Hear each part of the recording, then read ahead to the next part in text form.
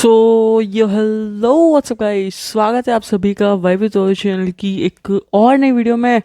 भाई लोग, आज अपन लोग जानने वाले हैं स्कूल से रिलेटेड फैक्ट्स कि भाई ये चीज़ें इंडिया में कैसी, बाहर कैसी, इंडिया में क्या होता है, बाहर क्या होता है, स्कूलों से रिलेटेड। क्योंकि भाई जो मैंने पिछली वाली वीडियो बनाई थी जिसका थंबनेल यहाँ पे आ रहा होगा, मेरे चैनल की सबसे मतलब मोस्ट व्यूड वीडियो बन गई है जिसपे 1K प्लस व्यूज़ है रेदर देन शॉर्ट्स। शॉर्ट्स पे भी भाई इतने नहीं है उसके जितने, बट ठीक है भाई, एक लॉन्ग फॉर्म वीडियो पे 1K व्यूज़, वो भी पहली ऐसी वीडियो जिस पे 1K व्यूज़। भाई शब्द नहीं है मेरे पास। ठीक है चलो फिर, मैंने कहा क्यों नहीं, एक बार फिर हो जाए ये गेम। मैंने कहा भाई अगर तुम लोगों को पसंद आ रही है तो मुझे क्या प्रॉब्लम भाई बनाने में ऐसी चीज़। तो मैंने कहा फिर आ जाते एक और बार लेके।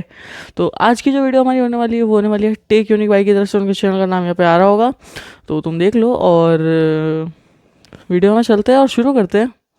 तो भाई लोग, वीडियो तुम्हारी और मेरी स्क्रीन पर आ चुकी है तो शुरू करते हैं भाई फिर तो बिना किसी टकटोरी के। ये कौन सा देश है जहां बच्चों को दूध के पैकेट की तरह ले जाया जाता है? थैली में में 5th क्लास के बाद ये लिखने के लिए क्या दिया जाता है जिसके बाद आप स्कूल जाना ही छोड़ दोगे? भाई वीडियो का स्टार्ट करते हैं। यही सब तो हम जानने के लिए आए हैं। पहले वीडियो पे लाइक कर दो भाई, मजा आने वाला है। नंबर 1, फ्रांस एक ऐसा देश है जहां सेक्युलरिज्म बहुत ज्यादा है, क्योंकि वहां पर पब्लिकली किसी भी रिलीजन को फॉलो नहीं कर सकते। इसी तरह आप वहां स्कूल्स में भी स्कार्फ, टर्बन्स और क्रॉस जैसी चीज नहीं पहन सकते, जो उस देश के सेक्युलरिज्म को दिखाता है। नंबर देख रहे हो भाई, बढ़िया चीज़ है भाई ये। या तो भाई मानो तो सब धर्म को पूरी तरीके से मानो, ठीक है। ऐसा नहीं भाई कि मेरा धर्म बेस्ट तेरा धर्म खराब। और ना मानो तो भाई किसी का मत मानो, एटलीस्ट स्कूल जैसी जगह पे। पता चल रहा भाई कोई, जैसे भाई मान लो एक ए कास्ट का बच्चा है, एक बी कास्ट का बच्चा आया। ए कास्ट का बच्चा बोलता है कि मैं बी कास्ट वाले से हमारी लड़ाई, हम नहीं बात कर। भाई क्या है बच्चों के बीच में भाई, ये इसीलिए भाई सच्चाई ये है कि धर्म नहीं बटा हुआ है, इंसान बटा हुआ है। भाई क्या लाइन बोल दी, कभी कभी सीरियस अच्छा हो जाता हूँ ना। आगे बढ़ते सेकंड नंबर पे। आपने इंडिया में बाइंडर्स यानी ये चीज ज्यादातर सिर्फ फाइल्स पर ही देखे होंगे, जिन्हें लगाकर हम फाइल्स को अच्छे से मैनेज कर पाते हैं। स्पेशली भाई 11th-12th वाले तो जानते ही होंगे, पूरे 11th और 12th में ऐसे रजिस्टर काम आते हैं मोस्टली। जो लोग थर्ड पार्टी इंस्टीट्यूशन से IIT JEE या नीट की प्रिपरेशन कर रहे हैं उनको तो बहुत अच्छे से पता होगा। लेकिन यूएसए में तो इसे स्कूल के बुक्स में भी यूज किया करते हैं। वहीं पर इंडिया में बाइंडिंग पिन्स काफी ज्यादा होती है, लेकिन कनाडा में मोस्टली ये 3 पिन वाली स्टाइल यूज किए जाते हैं। और बढ़िया लग रहा था भाई जो भी था। नंबर 3 देखते हैं। मोस्टली जो आपने शार्पनर देखे होंगे वो काफी वाइब्रेंट और कलरफुल होते हैं। लेकिन तो आप जानते हो जर्मनी की एक कंपनी अपने शार्पनर बनाने के लिए जानी जाती है, जिसका नाम है मोबियस प्लस टूपोर्ट, जिनके शार्पनर सॉलिड ब्रास के बने होते हैं। जिनके ये वाला भाई तो अपन ने शायद पिछली बार जो अपन ने फैक्ट्स वाली वीडियो बनाई थी उसमें भी था ना, कोई ना। पर ये थोड़ा डिज़ाइन में अलग है। वो पूरा दादा ने लिया, बेटे ने लिया, पोते ने, मतलब दादा ने लिया, पोता भी वही चला रहा, उसका पोता भी वही, वो एक ही खर्चे में सब चल रहे थे। ये दिखने में अच्छा है। और भाई डिज़ाइन देख रहे हो भाई, चक्रीदार। टूटने के चांसेस तो आप भूल ही जाओ। इतना ही नहीं, इन्हें दुनिया के सबसे फाइनेस्ट शार्पनर्स में से एक भी कहा जाता है। हमारे टाइम पर ज्योमेट्री बॉक्स बहुत सिंपल और एक ही तरह के होते थे, जो हर कोई बच्चा वही यूज करता था। मेरे पास भी वैसा ही है भाई। वो डॉम्स का एक आता था ना 65 रुपये 70 रुपये वाला, जिसमें भाई सिर्फ स्केल और वो प्रोटेक्टर और डी काम आता था, और उसके अलावा कुछ काम नहीं आता था। 5-5 रुपये मैंने मेरे बताया, लाइक मेरे एक बार घूम गए थे तो मैंने 5-5 रुपये में सब खरीद लिया जो जो ज़रूरत का था। 15-20 रुपये में मेरा ज्योमेट्री बॉक्स रेडी हो गया था, बट फिर वो मिल भी गया था तो उस टाइम ज़्यादा दुख हुआ था। 20 रुपये खर्च हो गए। इसमें वो कंपास और बाकी ज्योमेट्री की चीजें होती थी। उसमें हम अपना पेंसिल शार्पनर डालकर उसे ही कैरी बॉक्स की तरह यूज कर लेते थे। लेकिन आप जर्मनी के बॉक्सेस में देखोगे तो आपको शर्म आ जाएगी, क्योंकि ये दिखने में इतने ज्यादा कूल लगते हैं, क्योंकि ये लोहे से नहीं बना है। ओ भाई कितना कूल दिख रहा है यार। पर यही है ना कि इसे पूरी तरह से लकड़ी से बनाया। भाई क्या सही दिख रहा है भाई। भाई देखो, ये मुझे पता है, देखो स्केल है, ये स्केल का इस्तेमाल भाई सब जानते हैं कि भाई कितना बड़ा है। किसी चीज़ की लेंथ मेजर करने का क्या सोचते, छी भाई छी, गंदे ही सोच के लोग। ठीक है, उसके बाद इस भाई ये ट्रायंगल क्या काम का, घंटा किसी को नहीं पता। ठीक है, उसी के बाद एक थोड़ा एक और ट्रायंगल आता था, वो ये दो तरफ से बड़ा एक तरफ से छोटा, ऐसा कुछ आता था। उसका भी ये रहा ना भाई, ये देखो यहाँ देखो ये वाला, इसका भी घंटा किसी को पता नहीं क्या होता है। फिर भाई ये तो इरेजर टाइप है तो ठीक है, ये इसका काम भाई सबको पता है। फिर ये हाँ, ये तो भाई चलो वो सर्कल बनाने के लिए काम आता था। ये क्या काम है भाई, इसका काम भी तो लेंथ मेजर करना ही है। फिर स्केल किस काम की, ये तो वही बात हो गई ना भाई कि वो तुम्हें छोड़ के गई है, वो तुम्हारा काट के गई, बात तो एक ही होती है ना। ऐसा होता है ना भाई, समझो भाई, तुम समझते नहीं हो, इसलिए इतना अच्छा एग्जाम्पल दिया कि वो तुम्हें छोड़ के गई हो या वो तुम्हारा काट के गई हो, बात एक ही होती है। जिसकी शाइनिंग बताते हैं कि ये महंगा ही होगा ऑब्वियसली। महंगा भाई, वो कतई जहर दिख रहा है। अगला क्या है? टाइम में इंडिया में बैग्स का कोई सिस्टम नहीं था, क्योंकि मोस्टली बच्चे सिर्फ एक तख्ती टांग कर ले जाया करते थे। मैं बाबा आदम के जमाने का नहीं हूँ भाई। आपके पेरेंट्स को पता होगा। इसके बाद आई बैग्स की बारी, जिसने बच्चों की दुनिया में कलर्स भर दिए। जिसने सबसे पहले आया भाई ये ऐसा बैग मेरे पास भी था भाई, बस शायद किसी और ब्रांड का, और रेड की जगह ब्लू कलर था भाई। ये बैग कतई चेयर दिखता था, ऐसे अलग से वो 4 आर्म्स, ऐसे आर्म्स दिखते थे भाई। क्या लग भाई, कितना प्यारा लग रहा है भाई। पुरानी यादें आ गई यार थे वो चटकने वाले वाइड बैग। उसके बाद ये बैग भाई। उसमें वो जो उसकी क्लिप होती है, उसमें अंगूठी डालने का कितना मजा, अंगुली डालने का मजा। गंदी बातें नहीं कर दी। जापान का स्टाइल शुरू से ही बहुत सिंपल था। जापान के स्टूडेंट्स रैंडो सेरो नाम का एक बैग इस्तेमाल करते हैं, जो बहुत मजबूत लेदर के बैग्स होते हैं, जिनका फटना तो बहुत मुश्किल है था। वैसे देख तो अच्छा रहा है भाई। कोई बैग नहीं है, वरना हर साल हमें नए बैग नहीं मिलते, वो भी अपने पसंद के। बात तो सही है भाई। इंडिया में तो फर्स्ट क्लास खत्म हुई, मम्मी पापा नया बैग, सेकंड खत्म हुई, मम्मी पापा नया बैग, थर्ड खत्म हुई। मैंने भाई लिटरली बता रहा हूँ, मैंने 8th क्लास तक हर साल नया बैग लिया है। फिर 9th में वही बैग, 10th में वही बैग, 11th में वही बैग, नहीं 10th तक वही बैग, और 11th में फिर कोचिंग वालों का बैग, 12th में कोचिंग वालों का बैग। तो ऐसा तुमने लिया कि नहीं, अभी के अभी कमेंट सेक्शन में बताओ, ठीक है। और वीडियो को लाइक करो अगर तुम्हारे पास भी इन्हीं में से ये जो स्क्रीन पर दिख रहा है ना, ऐसा ही कोई रंगीन बैग था। तो आगे बढ़ते वीडियो में। इंडिया की तरह कलरफुल और लाइट वेट बैग्स होते हैं। नंबर 6, इंडियन बच्चों का वेपन 5th क्लास तक मेजरली पेंसिल ही होता है। हाँ। बहुत टाइप्स के पेंसिल आते हैं, जैसे राउंड, ट्रायंगल और बहुत सारे। लेकिन 5th क्लास के बाद बच्चों को पेन दे दिया जाता है। देखकर भाई यार 5th क्लास, पता है जब मैं 5th में आया था ना, मैं लिटरली मतलब कल मेरा सेशन चालू होने वाला है, और आज शाम को मैं लिटरली इधर से उधर 2-4 स्टेशनरी पे घूम रहा था कि मुझे पायलट पेन चाहिए, टाइमैक्स पेन चाहिए। भाई वो अलग ही क्रेज था। अब तो 2 रुपए का पेन भी चलता है, बस लिखने का मन नहीं होता।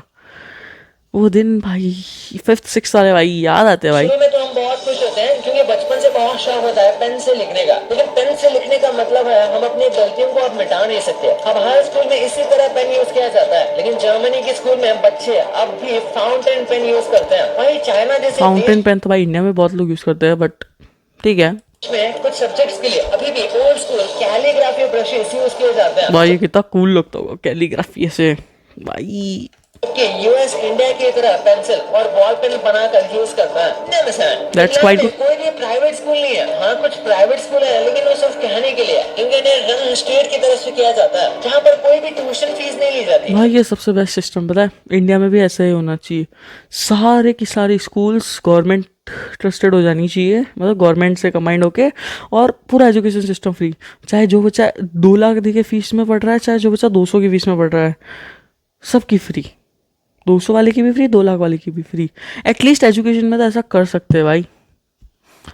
ये भाई मैं कह रहा हूँ भाई, हमारा देश अभी तक जैसा भी था, बहुत डेवलपमेंट किया है भाई पिछले 70 सालों में, बट जैसा भी था जो भी है, बट आने वाले 25-30 साल बाद ऐसा नहीं होने वाला भाई। अभी से तो बहुत बढ़िया होगा, क्योंकि जो अभी की जनरेशन आ रही है ना, अपनी वाली जेनजी वाली, कतई ऐसे एक बार में डिसीजन। अभी वाले देखो भाई, ये जो भी पार्टी है, लेफ्ट विंग वाली, राइट विंग वाली, सब पुराने लोग भरे हुए हैं। आज से 10-15 साल बाद सब अपनी जनरेशन के लोग बढ़ने लगेंगे। अपनी जनरेशन को पता है कि क्या सही है। अभी वाले पता है जो पुराने पॉलिटिशियंस है, वो फोकस करते हैं कि आधा क्या कहते हैं, थोड़ा सोचते हैं भाई करप्शन कैसे किया जाए, केस कैसे टाला जाए, ये वो।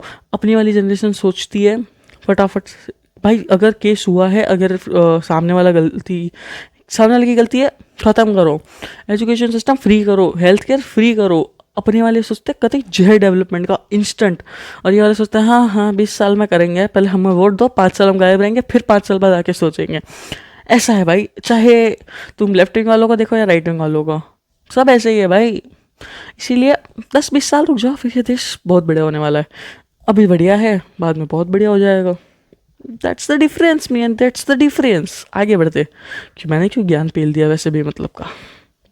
फिनलैंड का कहना है कि एजुकेशन का मतलब यही है कि वो सबको बराबरी से मिलना चाहिए, क्योंकि That's the point. शॉप की तरह है और पेरेंट्स किसी और कंट्री में अपने बच्चों को जो चाहे दिला सकते हैं, उनके पास चॉइस होती है। हालांकि फिनलैंड में भी उनके पास चॉइस है, लेकिन सारी चॉइस सेम ही है। फिनलैंड के स्कूल्स में सारे बच्चों को फ्री खाना, हेल्थ केयर और साइकोलॉजिकल हेल्प भी दी जाती है। ये ही होना चाहिए। और भी मिलती होगी और यहाँ के क्लास भी बहुत कलरफुल होते हैं, जबकि बहुत देशों का हाल ऐसा है, वहाँ अच्छी क्लासेस ही नहीं है। और स्वीडन जैसे देश में तो ओपन क्लासेस भी बनाए जा रही हैं, जैसे एक ही बड़े से स्पेस में एक से ज्यादा क्लासेस होंगे, जिससे स्टूडेंट्स का आपस में इंटरेक्शन बढ़ेगा। लेकिन इसके नुकसान इंडिया वाले बच्चे होंगे तो बहुत जोरदार इंटरेक्शन ही हो जाएगा।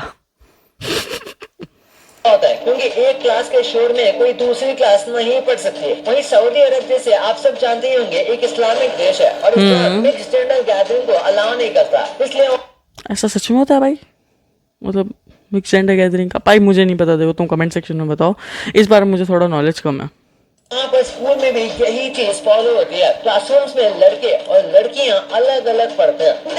कोरिया इतना एडवांस देश है, वहाँ पर बच्चों के पास डिजिटल नोटबुक्स होती हैं, जिन पर वो अपने नोट्स लेते हैं, जो अपने आप कलर पर सेव हो जाती है। भाई ये कितना कूल होगा ना। कर सकते हैं और किसी को भी इजीली अपने नोट्स शेयर कर सकते हैं। सेम इसी तरह न्यूजीलैंड के स्कूल्स में भी डिजिटली टूल्स को स्कूल्स अपना रही है बच्चों को पढ़ाने के लिए, क्योंकि यह बहुत जरूरी है। सही है भाई, जैसे जैसे ज़माना बढ़ रहा है तो digitalization is very necessary man, very necessary.